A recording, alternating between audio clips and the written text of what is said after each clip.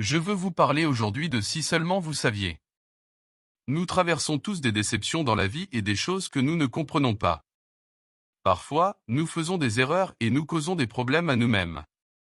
Il est facile de se décourager et de perdre sa passion. Mais Dieu ne permettra rien qui vous éloigne de votre but. Il a déjà pris en compte chaque inconvénient, chaque personne qui s'éloigne, chaque erreur. Ce que nous ne pouvons pas voir, c'est comment il travaille dans les coulisses. Et parfois il doit fermer la porte pour pouvoir ouvrir une porte plus grande. Il fera sortir une personne de votre vie parce qu'elle limite votre croissance. Ce qui ressemble à une déception est en réalité la main de Dieu ordonnant vos pas. Cela n'a pas de sens maintenant, mais plus tard, vous verrez comment si cette porte ne s'était pas fermée, vous n'auriez pas rencontré cette personne qui vous a présenté à un ami qui a eu une opportunité qui vous a amené à un nouveau niveau. Si seulement vous saviez ce que Dieu prépare, vous ne seriez pas contrarié.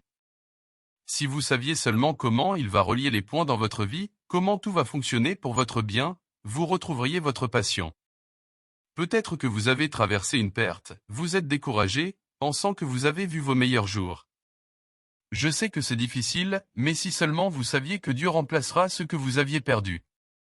Si vous saviez les nouvelles portes qui vont s'ouvrir, les nouvelles amitiés qui s'annoncent, si vous saviez que vos derniers jours seront meilleurs que vos anciens jours. Cela ressemble à la fin, mais c'est vraiment un nouveau départ. La meilleure partie de votre vie est encore devant vous. Peut-être que vous avez fait des erreurs et que vous n'êtes pas là où vous pensiez être dans la vie. Et vous avez accepté que vous ne pouvez pas réaliser vos rêves, vous ne pouvez pas voir la faveur de Dieu à cause de ce que vous avez fait. Cela n'a pas arrêté ton destin. Dieu sait chaque erreur que vous ferez, chaque échec. Il est déjà aligné restauration, une autre chance. Quand Dieu a dit à Jonas d'aller à la ville de Ninive, Jonas est allé dans l'autre sens. Exactement le contraire de ce qu'il savait qu'il était censé faire. Dieu n'a pas dit « Jean est fini avec toi Jonas, voici je t'aiderai un jour ». Quelques jours plus tard, Jonas a été jeté par-dessus bord, au milieu de la mer, dans une énorme tempête. Vous penseriez que Dieu dirait « Vois Jonas, je t'ai dit quoi faire. Maintenant tu as des ennuis, tu es tout seul ». Dieu avait un gros poisson déjà en place, une baleine attendant de sauver Jonas. Il l'a englouti et l'a porté jusqu'au rivage, comme un paquebot de croisière. 3 jours plus tard, le recracher sur un sol sec. Vous pouvez dévier du droit chemin, pensant que vous avez raté votre destin, si vous savez jusqu'où Dieu va aller pour vous remettre sur la bonne voie. Si seulement vous saviez qu'il y a des baleines qui vous attendent pour vous sauver, vous protéger, vous ramener à votre but. Vous ne pouvez pas tarir la miséricorde de Dieu.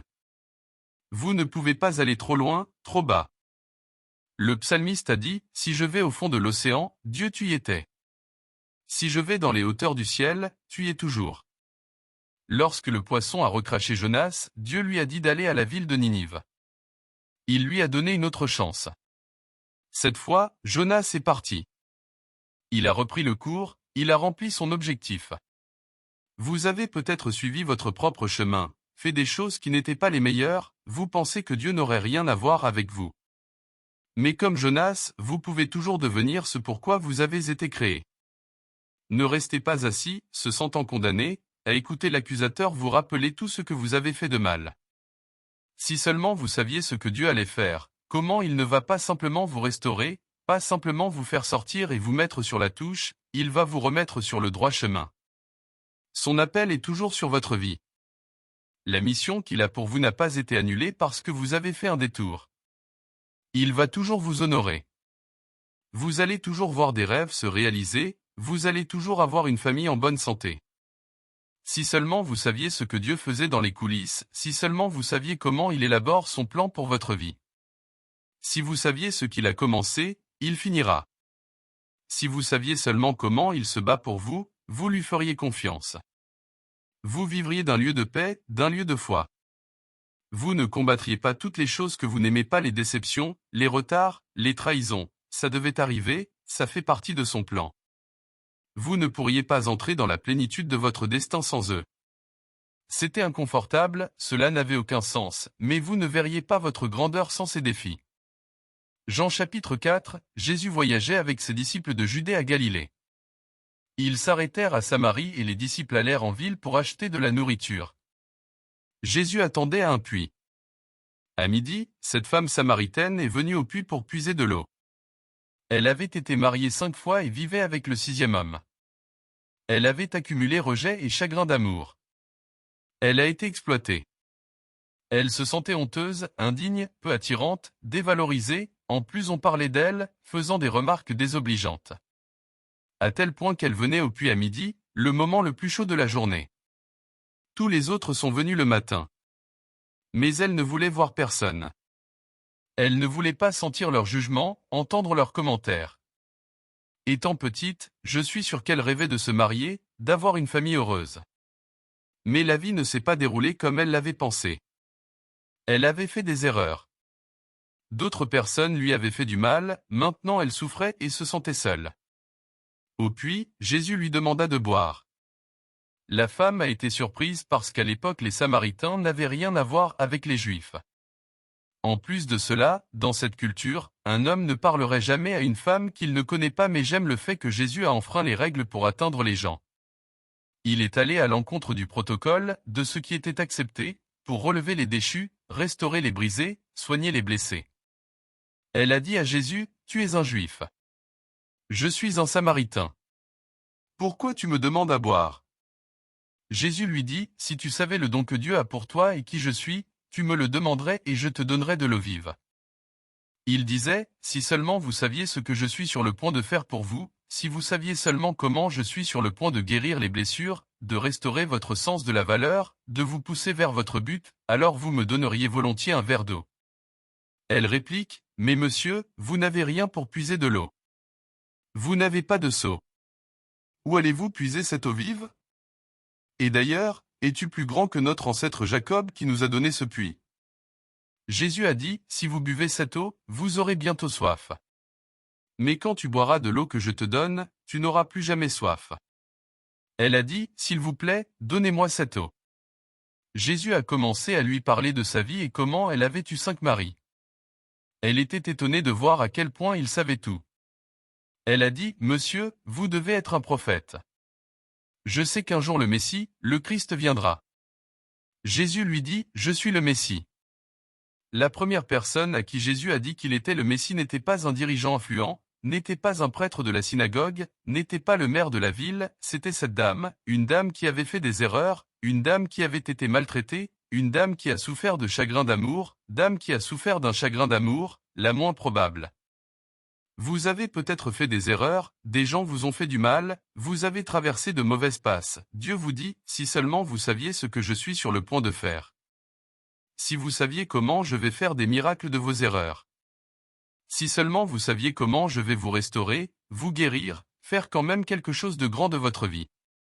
Cette dame est venue au puits abattue, indigne, pensant qu'elle serait toujours méprisée, vaincue.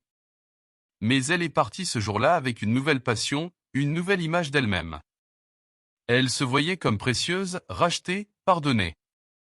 Elle est revenue en courant et a dit à toute la ville de venir voir cet homme Jésus. Ils ont tout débordé pour le voir. Elle n'a pas seulement été changée, mais elle a changé sa ville.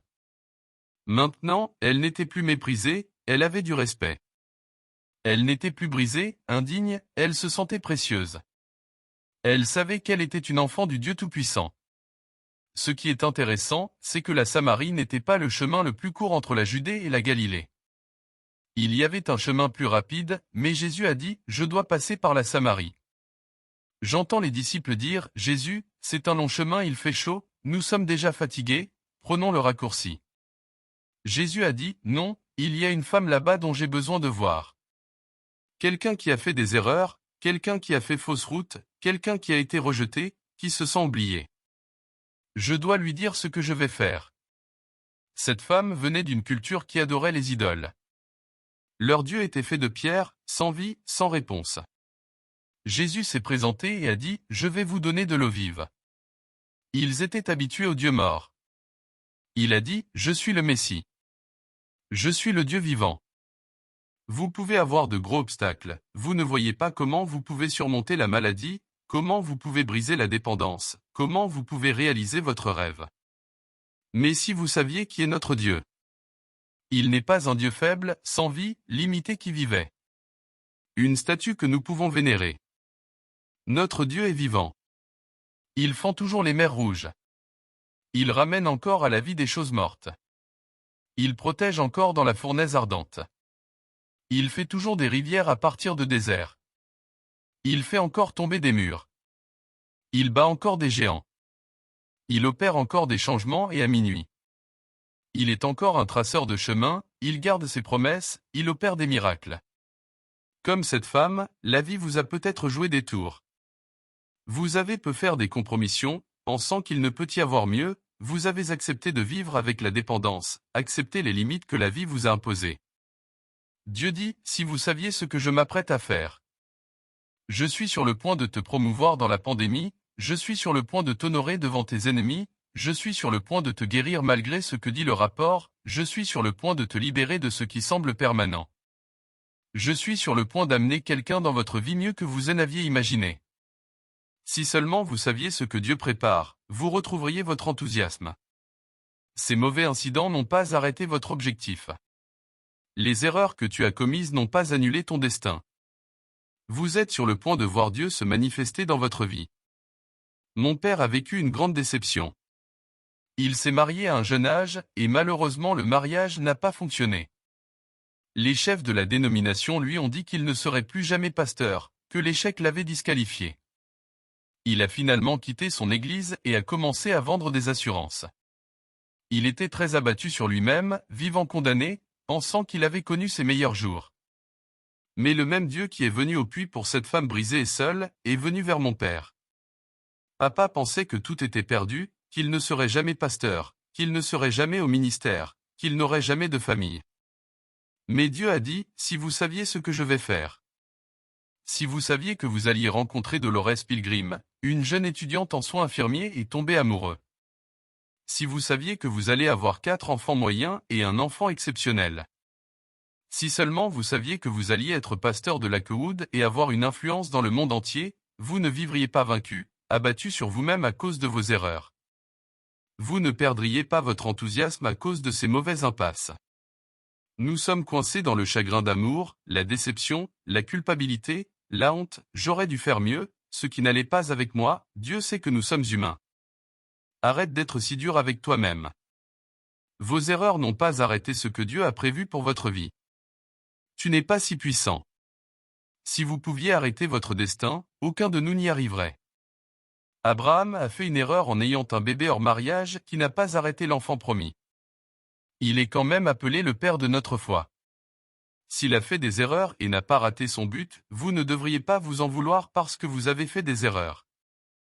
Je ne conseille pas de vivre dans la débauche et de faire ce que vous voulez. Mais quand votre cœur est de plaire à Dieu, au fond vous voulez faire la bonne chose mais vous faites des erreurs, cela n'arrêtera pas votre objectif. Ce qui vous arrêtera, c'est si vous commencez à vivre condamné, abattu sur vous-même, sans passion. C'est pourquoi Jésus s'est présenté et a dit à cette femme, « Si tu savais ce que je m'apprête à faire. Si tu savais le don que j'ai pour vous.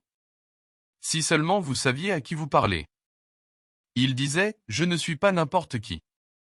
Je suis Dieu qui a créé des mondes. Je suis Dieu qui a jeté les étoiles dans l'espace. Je suis Dieu qui t'a couronné de faveur, qui a planifié tes jours pour de bon. » Jésus a distillé de la foi en cette dame. Il aurait pu la condamner, « Tu as ce que tu mérites, tant pis, c'est la vie. » Non, dit-il, préparez-vous, je suis sur le point de faire quelque chose de génial dans votre vie.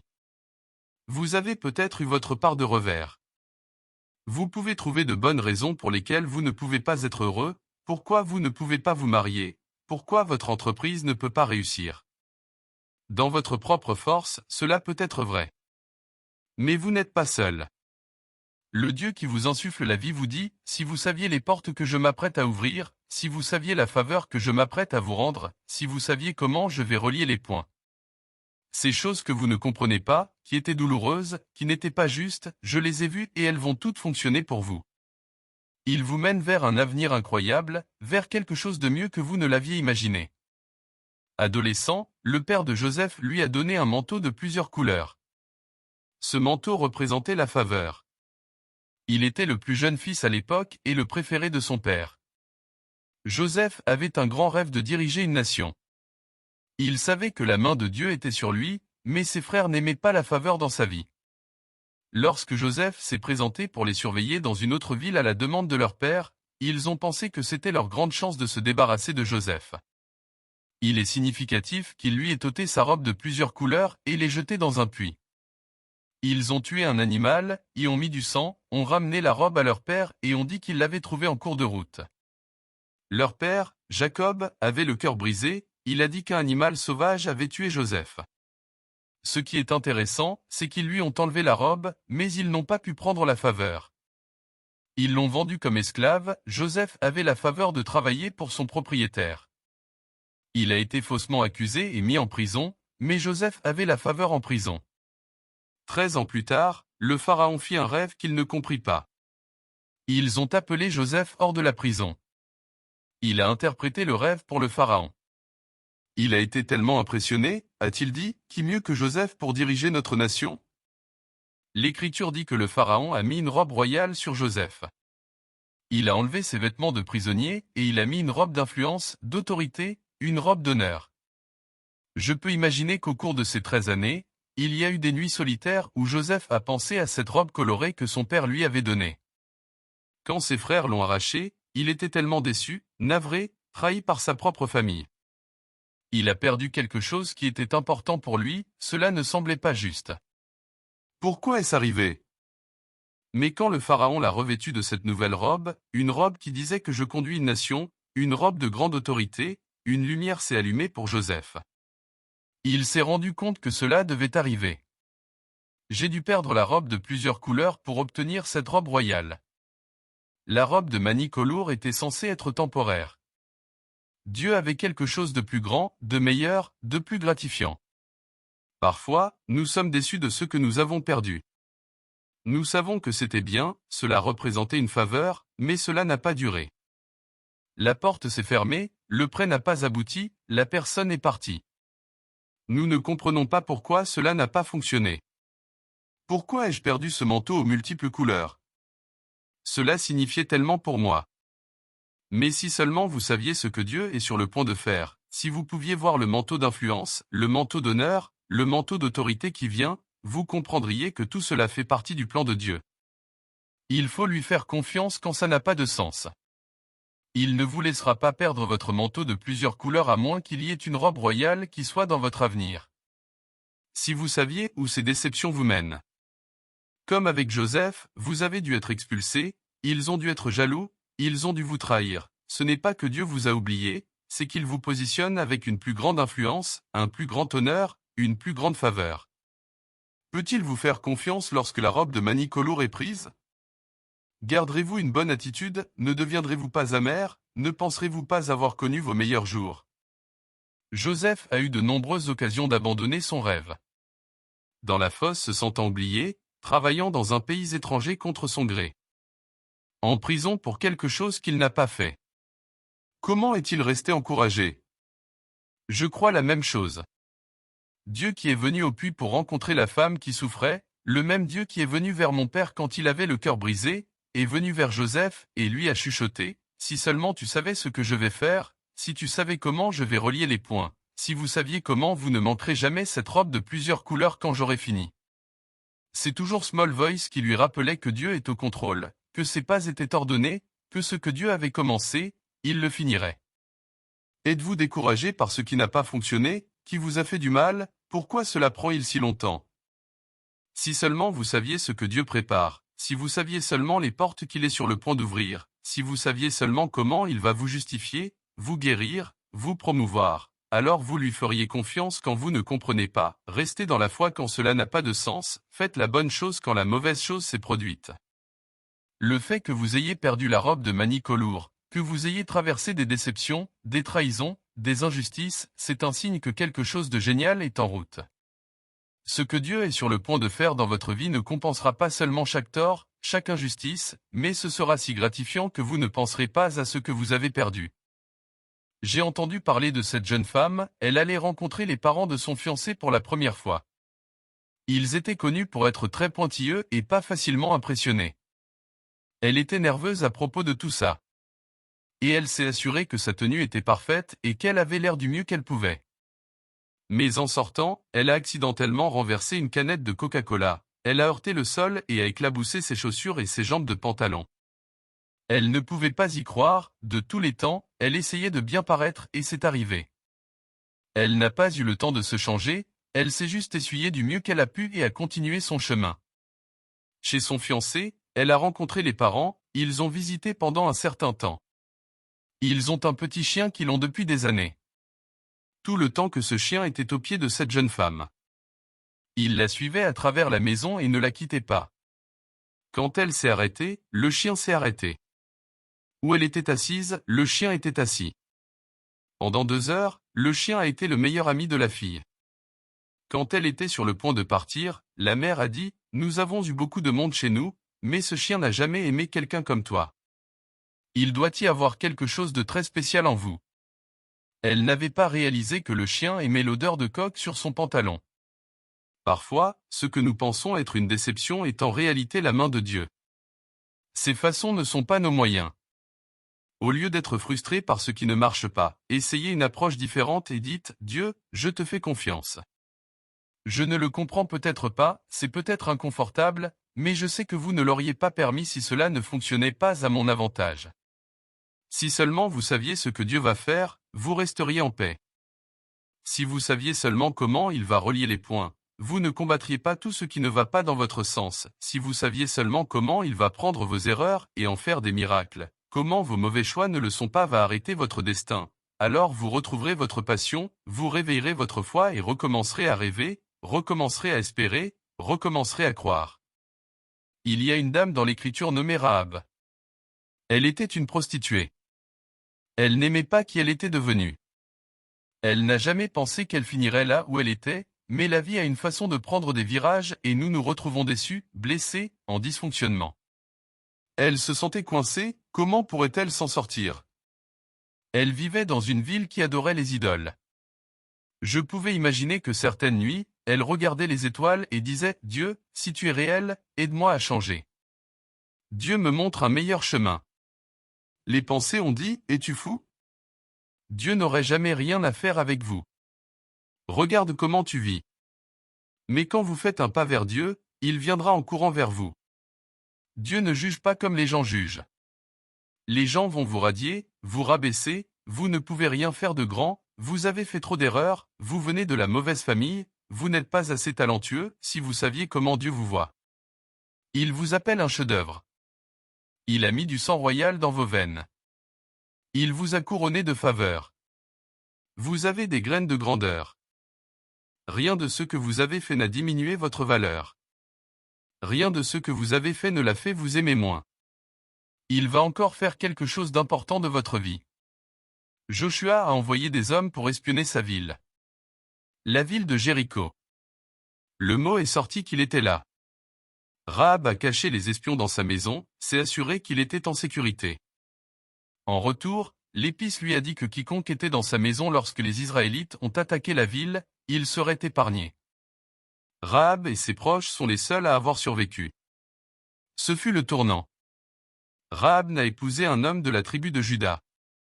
Ils avaient un fils nommé Boaz, Boaz avait un fils nommé Jessie, Jessie avait un fils nommé David, cela signifie que Rahab est dans la lignée de Jésus. Si seulement vous saviez comment Dieu peut non seulement vous sortir d'un pétrin, mais encore faire quelque chose de génial avec votre vie. Rahab est maintenant répertorié dans Hébreux 11 comme l'un des héros de la foi. Imaginez que quelqu'un lui dise pourquoi elle exerçait toujours ce métier, qu'un jour tu vas avoir un tel impact, tu vas faire quelque chose de si important que dans des milliers d'années les gens vont parler de toi, elle aurait pensé, vous avez la mauvaise personne. Voyez-vous ce que je fais dans la vie, les erreurs que j'ai commises, la culture dont je sors, rien de tout cela n'arrêtera ce que notre Dieu est sur le point de faire. Vous pouvez avoir de nombreuses raisons pour lesquelles vous êtes limité, vous avez vu votre meilleur jour, vous avez fait trop d'erreurs. Dieu vous dit, si vous saviez ce que je m'apprête à faire, si vous saviez la faveur que je m'apprête à vous rendre, si vous saviez les portes que je m'apprête à ouvrir, la guérison, la restauration, si seulement vous connaissiez les dons que Dieu a pour vous, alors vous demanderiez de l'eau vive. Cela signifie que vous demanderiez grand, vous croiriez grand, vous vous débarrassez de la culpabilité, abandonnez le découragement, ce qui n'a pas fonctionné, les erreurs que vous avez commises et préparez-vous pour quelque chose que vous n'avez pas vu. C'est un nouveau jour, Dieu fait une nouvelle chose. Changement qui vous a retenu ou qui est brisé en ce moment. Les forteresses de votre esprit s'effondrent. Oui, vous avez perdu ce manteau de plusieurs couleurs, ne vous inquiétez pas, vous êtes sur le point de voir une robe de plus grande influence, une plus grande autorité. Dieu est sur le point de relier les points, les mauvais freins, les déceptions, les gens qui ont essayé de vous arrêter, tout travaille pour votre bien. Je crois et déclare que vous arrivez en promotion comme vous ne l'avez jamais vu. Comme Rahab, faveur que tu ne méritais pas comme la femme au puits, vous allez non seulement être restauré, guéri et libre, mais vous allez avoir un impact sur votre famille, votre ville, votre monde, pour la gloire de Dieu. Et si vous le recevez, pouvez-vous dire Amen.